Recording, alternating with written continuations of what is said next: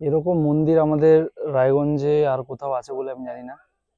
আর এরকম ত্রিনাথ ঠাকুরের মন্দির আমার মনে হয় রায়গঞ্জে এটাই একমাত্র। আর এত সুন্দর একটা মন্দির, তোমরা টোটাল ভিউটা দেখো, আমি সিনেমাটিকে তোমাদেরকে দেখাচ্ছি। রায়গঞ্জের ভিড়ভাট্টা থেকে দূরে প্রকৃতির মাঝে এরকম শান্ত পরিবেশে ত্রিনাথ ধামে যে কি একটা সুন্দর সময় কাটালাম তোমাদের বলে বোঝাতে পারবো না। এটার ঠিকানা একদম দেবীনগর কালীবাড়ির রাস্তা হয়ে দীপনগর অব্দি চলে আসবে, দীপনগর থেকে বাদে উঠে যাবে সোজা।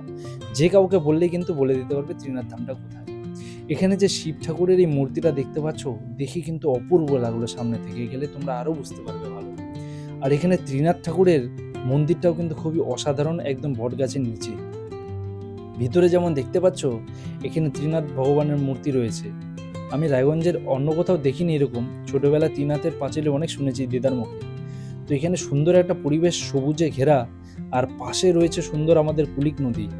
তো এই কুলিক নদীর সাথে কিন্তু এখানকার পরিবেশ একদম স্নিগ্ধ আর শান্ত করে দেওয়ার মতো।